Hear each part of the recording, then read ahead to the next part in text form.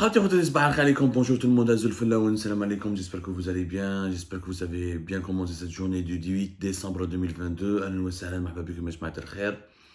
Hier, on vous a parlé de la visite, pas surprise, mais de la visite importante et incontournable d'un haut responsable de la Maison Blanche à Alger. Il s'agit du coordinateur pour le Moyen-Orient et l'Afrique du Nord au Conseil de sécurité nationale des États-Unis d'Amérique, Brett McGurk. Comme elle a Brett McGurk, elle a son parcours, elle a ses positions, elle a son importance et son influence au sein de l'appareil de décision de Washington, notamment auprès de l'administration de Joe Biden, comment il est considéré comme un faucon, l'un des rares républicains qui a collaboré, qui a travaillé pour les démocrates, son importance dans l'échiquier politique, et son importance sur l'échiquier des décideurs politiques américains, son rôle en Syrie, à la tête de la coalition américaine contre Daesh, avec les relations avec l'Iran, les pays du Golfe, et qu'en venant à Alger, il est porteur d'une nouvelle stratégie de lobbying très intense et une stratégie qui vise à exercer de plus en plus de pression sur les dirigeants algériens pour les contraindre de ne pas rallier le camp de Vladimir Poutine et pour demander à l'Algérie de rester équilibriste et de ne pas dépasser certaines lignes rouges qui pourraient, notamment dans la coopération militaire et économique avec la Russie, les lignes rouges qui concernent la sécurité des intérêts américains et la sécurité nationale des alliés des États-Unis d'Amérique, notamment des pays membres de l'OTAN comme l'Espagne et certains pays du sud de l'Union européenne. Aujourd'hui, je vais vous donner d'autres informations. Il s'avère cette décision, le calendrier Taha, le 6 décembre 2022, ce n'était pas une date par hasard choisie par les Américains. Les Américains qui sont très très bien informés, franchement, ils ont les services de renseignement les plus informés, les plus connectés, les meilleurs services de renseignement au monde. Les Américains qui font rien par hasard, ils ont choisi cette date de venir le 6 décembre. Brett McGurk, il est venu à Alger le 6 décembre pour la simple raison que Abdelmajid Tebboune et les dirigeants algériens veulent organiser avec les Russes la visite de Abdelmajid Tebboune à Moscou entre le 17 et le 19 décembre prochain. Pour le moment, cette date elle était restée secrète. Le régime algérien voulait organiser la visite de Abdelmajid Tebboune en Moscou à l'invitation de Vladimir Poutine avant la fin de l'année. Mais la date précise n'a jamais été dévoilée, n'a jamais été annoncée. L'agenda n'était pas encore définitivement bouclé et les pourparlers entre les Russes et les Algériens étaient toujours en cours. La date qui avait été arrêtée secrètement, mais pas encore annoncée ni fixée, du 17 au 19 décembre prochain. Abdelmajid Tebboune devait aller à Moscou. Ce que fait d'Abdelmajid Tebboune, quasiment, depuis le début de la guerre en Ukraine, pratiquement le seul dirigeant arabe ou africain à partir là-bas. À Moscou, ça va énerver. Ça va énerver. Et ça a beaucoup énervé les Américains, parce que les Américains ont obtenu des compromis avec l'Algérie, qui n'a dans plusieurs émissions, à travers le lobbying de Elisabeth Moore-Aubin, l'ambassadrice des États-Unis à Alger. Elle a obtenu pas mal de compromis.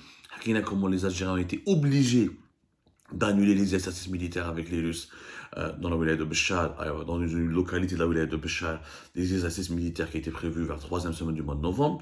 Comment les dirigeants algériens ont été obligés par les Américains à ne pas accepter le deal économique avec la Russie, à savoir l'utilisation du rouble à la place du dollar dans leurs échanges économiques pour payer les importations et les exportations entre l'Algérie et la Russie. On a expliqué comment les États-Unis d'Amérique ont intervenu aussi pour contraindre les Algériens, pour presser les dirigeants algériens à ne pas accepter le même deal avec le yuan chinois, à savoir l'utilisation de la monnaie chinoise à la place du dollar américain dans les échanges économiques entre la Chine et l'Algérie. Et Dieu sait que la Chine a une place importante dans l'économie algérienne, c'est le premier partenaire commercial, c'est entre 8 et 9 milliards de dollars quand même d'échanges commerciaux, notamment d'importation de l'Algérie.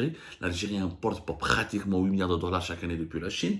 Donc les États-Unis d'Amérique ont obtenu des garanties de la part de l'Algérie qu'elle ne va pas renoncer au dollar américain dans ses rapports économiques avec la Russie et la Chine.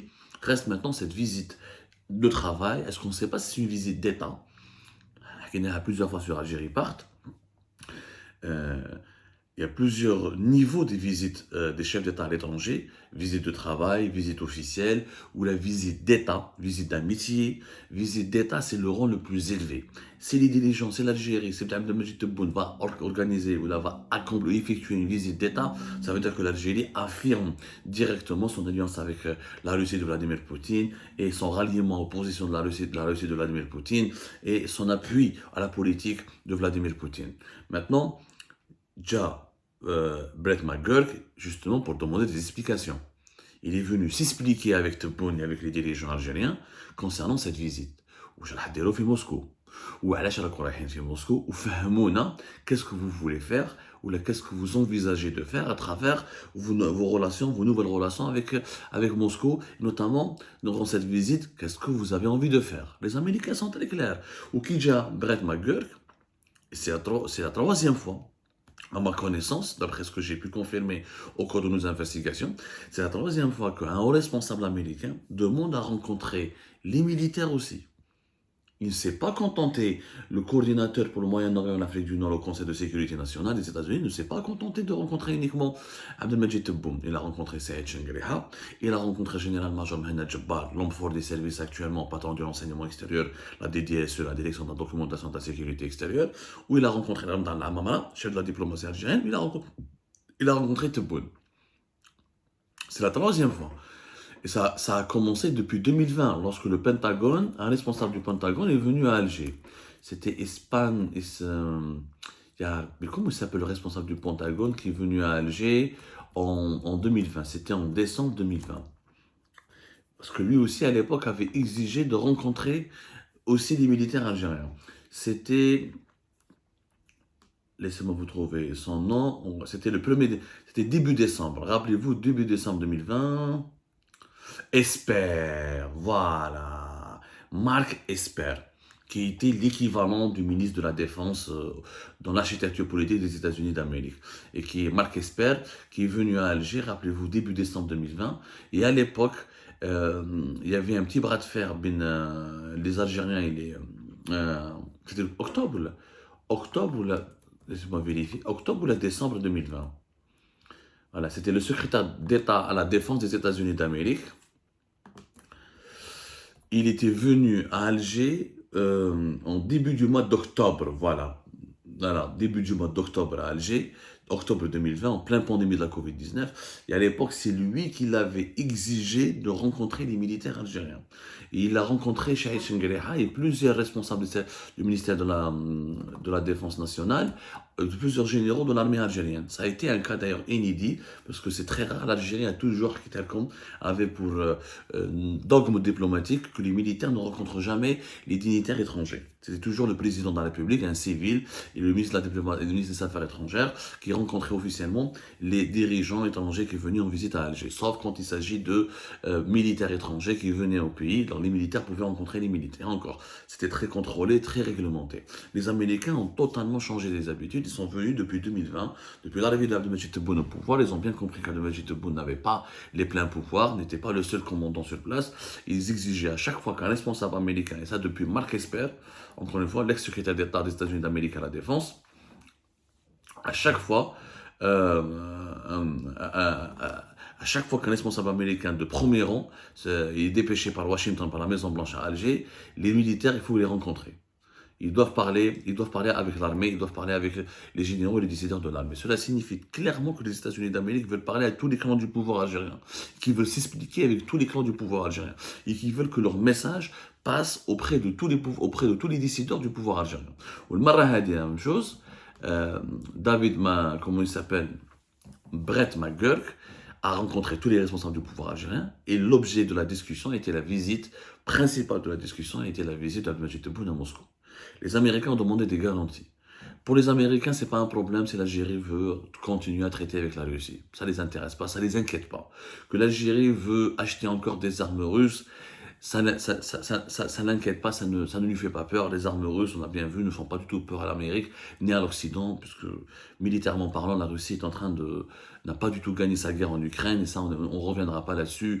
Les derniers succès militaires des Ukrainiens avec les armements occidentaux, les armes occidentales, il y a même des frappes ukrainiennes au cœur même de la Russie.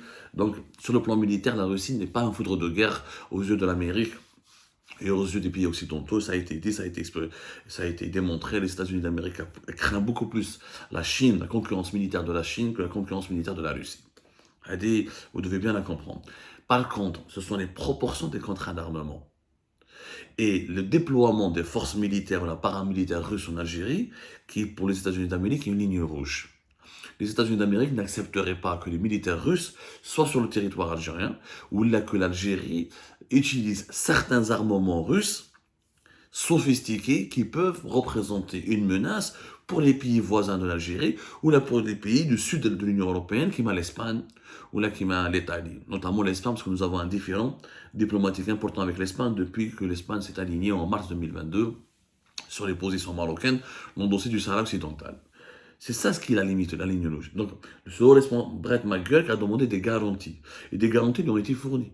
Abdelmajid Tebboune et Saïd Chengueriha, les dirigeants algériens, ont rassuré, d'après ce que nous avons pu confirmer au cours de nos recherches, d'après ce que nous avons pu parler à nos sources, ont rassuré ce haut responsable américain que l'Algérie veut aller à Moscou, Tebboune va aller à Moscou juste pour une visite d'amitié, que Abdelmajid Tebboune va insister auprès de Vladimir Poutine sur l'importance de conclure un accord de paix pour sortir de la guerre, pour mettre fin à la guerre en Ukraine, que l'Algérie, elle est prête à proposer sa médiation, qu'elle est prête à proposer ses services de médiateur, ou qu'elle est prête à appuyer les médiations, une possible mission de médiation, que l'Algérie, concernant sa coopération économique, elle n'est pas particulièrement importante, elle ne va pas dépasser certaines limites. Au contraire, que l'Algérie s'est engagée auprès de Brett McGurk, qu'elle ne va jamais déployer une force militaire offensive russe sur son territoire national, et que son armement qu'elle veut acheter auprès de la Russie ne vise pas à se doter d'une capacité offensive qui peut menacer des pays voisins, ou là qui peut menacer des pays européens, que l'Algérie cherche uniquement à sécuriser son territoire et à se défendre contre des menaces venant de l'extérieur, notamment des menaces contre des forces, des groupes terroristes du Sahel ou là en Libye, etc. Donc les Algériens ont rassuré Brett McGurk, ont donné des garanties, toujours que l'Algérie ne payera pas ni en roubles ni en monnaie chinoise ces importations-là, ou là elle ne se fera pas payer ces exportations de gaz ou de pétrole en monnaie chinoise ou là en monnaie russe, que le dollar dominera encore les échanges extérieurs de l'Algérie. Donc, ils ont rassuré de façon très calme Brett McGurk, et ils se sont engagés donc à ne pas dépasser certaines lignes. Ce sont ce qu'on appelle les lignes rouges fixées par les États-Unis d'Amérique et l'Occident dans les rapports avec la Russie de Vladimir Poutine. Ces lignes rouges des États-Unis d'Amérique sont claires.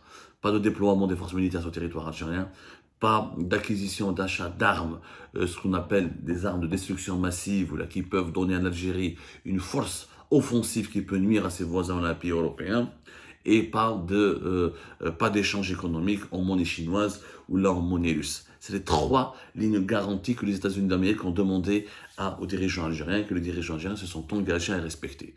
Donc c'est pour vous dire que l'Algérie a bien fait, en tout cas de mon point de vue, on pourra faire une émission tout à l'heure, mais l'Algérie a bien fait de ménager les États-Unis d'Amérique, de conserver de bons rapports avec les États-Unis, de conserver un bon partenariat et de ne pas provoquer l'hostilité des États-Unis d'Amérique. L'Algérie est un pays qui est neutre, qui doit rester neutre, qui doit traiter avec tout le monde, qui doit défendre ses intérêts avec tout le monde, et les intérêts de l'Algérie ne seront pas uniquement du côté de la Russie, de Vladimir Poutine, ils sont aussi et grandement beaucoup plus, ils sont beaucoup plus importants du côté de l'Occident et du côté des États-Unis d'Amérique. Voilà pourquoi, les Jema'a, cette visite vous a paru peut-être surprenante, ou a surpris pas mal d'observateurs et d'observateurs d'observateurs de l'Algérie ou de l'actualité algérienne. C'était comment un haut responsable, pourquoi un haut responsable aussi influent dans la Maison Blanche a débarqué à Alger juste avant la fin de l'année 2022 dans un contexte bouillonnant lié à la guerre en Ukraine. Et c'est lié directement à cette visite importante que Tebboune doit accomplir entre le 17 et 19 décembre prochain à Moscou. Ça n'a pas été encore fixé et décidé officiellement. Maintenant, reste une inconnue. Est-ce que les Américains ont demandé à Tebboune de ne pas y aller à Moscou? Ça, on le saura. Et dès le 17-19 décembre, Tebboune marche à Moscou, ah bah, sachez que c'est les Américains qui lui ont demandé de ne pas y aller. Moi, j'ai pas pu confirmer cette information. Officiellement, d'après ce qu'on m'a dit, les Américains, parce qu'on est d'après mes sources, les Américains, ça ne les dérange pas que Tebboune parte à Moscou. Ce qui les dérange, c'est que Tebboune met l'Algérie à la disposition de Moscou, de Poutine, ou que Tebboune ou les dirigeants algériens se compromettent dans des alliances très poussées et, avec Vladimir Poutine pour permettre à la Russie d'utiliser l'Algérie comme un cheval de Troie contre l'Occident. C'est-à-dire d'utiliser l'Algérie comme une base arrière pour d'éventuelles attaques, que ce soit militaire ou là, pour une guerre, pour une éventuelle guerre de cyber, pour une cyberguerre, une guerre électronique ou la même économie contre l'Occident. Voilà ce que les Américains ne veulent pas. Maintenant, on verra est-ce que Tebboune partira ou pas le 17 et 19 décembre prochain. On en reparlera de cette visite de Tebboune à Moscou dans une prochaine émission. Nous sommes en train de recouper les dernières informations pour vous donner l'information la plus fiable et la plus correcte.